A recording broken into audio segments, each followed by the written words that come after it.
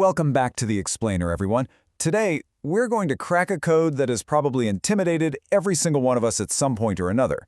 We are diving into the language of medicine. You know that feeling, right? You're sitting in the exam room. Your doctor gives you an update, and they're just tossing around these completely unpronounceable words from Latin and Greek. It honestly sounds like they're speaking an alien language. You nod, you smile, but inside you're totally scrambling trying to keep up. It can feel super alienating. But here's the thing. Doctors really aren't doing this just to confuse us. They rely on these ancient, dead languages for a very specific reason. The definitions never, ever change. It creates this incredibly stable universal code that medical professionals can use all across the globe. It's an incredibly precise tool. And that precision? It is absolutely crucial because this standardized language exists to protect patient safety. Being able to communicate across different specialties and even entirely different countries drastically reduces medical mistakes. I mean, think about it. One single misunderstood prefix could literally be the difference between operating on your right leg instead of your left leg. So precision here isn't just some nice-to-have bonus, it is a literal matter of life and death.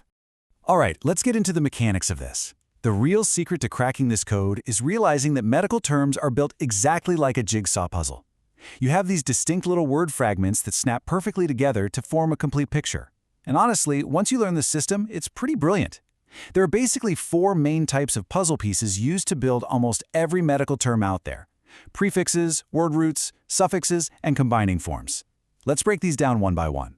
First up, we've got the prefix. A prefix is a word part that always sits at the very beginning of a word. Think of it as your starting block. It sets the stage for the rest of the term, like how the prefix pre simply means before. Now, quick caveat here, not every single medical word actually requires a prefix, but when one is present, it's always leading the charge, and it usually tells us about location, time, or status. Moving right along, we hit the absolute core of our puzzle, the word root. This piece holds the fundamental, basic meaning of the entire term. Most of the time, this root points directly to the specific body part we're talking about. If your word has a prefix, the root is going to snap right into place next to it, sitting comfortably in the middle. And here's the golden rule. You absolutely cannot have a medical term without this core foundation. Then, capping it all off, we have the suffix. This piece always comes at the very end of the word. It's basically the caboose of our medical train. But don't let that placement fool you. The suffix wields immense power. It modifies our word root and can totally change the severity of a term. A suffix can tell you if we're talking about a quick procedure, a minor condition, or a major disease. And just like the prefix, if it's there, it has a strictly assigned seat right at the finish line. Okay, so how do we actually stitch these pieces together so we can say them out loud without completely twisting our tongues into knots? Enter the combining form. This is really just a word root that has a combining vowel, usually the letter O, tacked onto the end of it. Why do we need this? Well, if you try to jam a root that ends in a consonant straight into a suffix that begins with a consonant, it is a phonetic nightmare. The combining form is this brilliant little linguistic trick that smooths everything out and makes the word actually pronounceable. Now, I know that at first glance, a patient chart just looks like a chaotic pile of disconnected fragments, and it can feel totally overwhelming. But here's the really empowering part of all this. You don't actually have to memorize thousands of massive, complicated words. No way. You only need to learn a handful of these core fragments. Once you recognize those foundational pieces, you have the tools to decode almost anything a doctor throws your way. It totally unlocks the whole system. Let's crack open the code book for a second and look at a few examples. Take some common prefixes, like micro, which just means small, or pre for before, and post for after. Pretty simple, right? Now think about some common suffixes. You've probably heard itis a million times. That always means inflammation. Lology means the study of something, and algia means pain.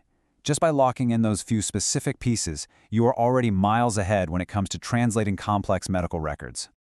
Now let's bring in the heavy lifters, the word roots. We've got cardio for the heart, dermo or dermato for the skin, neuro is nerve, and osteo is bone.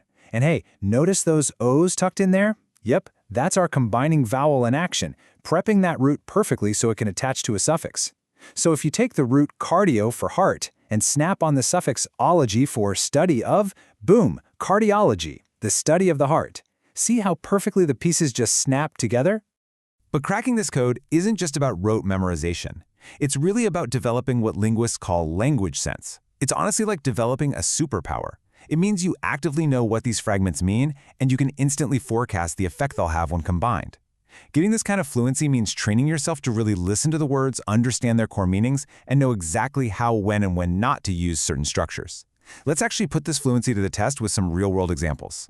Let's take this for a spin with a word you definitely use in everyday life: psychopath. Let's decode it using our new tools. We can break it down into two simple parts. Step 1, we've got the root, psycho, which means mind.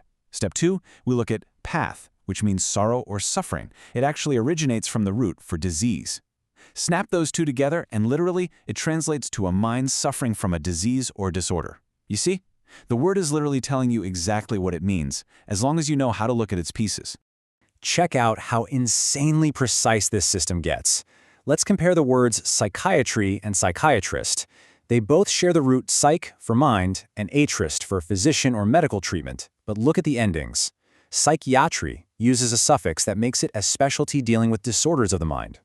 But if we just change that ending to ist, creating psychiatrist, we shift the meaning entirely over to the specialist, the actual person practicing it.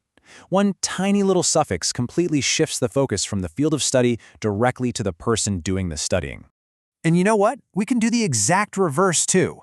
Keep the end exactly the same and just swap out the beginning. Let's decode two different specialists, geriatrics and pediatrician. They both have that iatric piece, referring to a physician or treatment. But in geriatrics, the root is ger, meaning old age, so it's the specialty of the elderly. Over in pediatrician, the root is ped, meaning child. By simply swapping out the root for elderly versus children, the exact same medical focus is instantly redirected to a completely different age group. Let's bring this all home with probably the most common word you will ever hear in a hospital setting: diagnosis. When a doctor gives you a diagnosis, what are they actually handing you? Let's decode it. Step 1. The prefix dia means across or through. Step 2. The root gnosis means knowledge. Snap them together. A diagnosis literally translates to gaining knowledge by looking through a problem or looking through a patient's symptoms.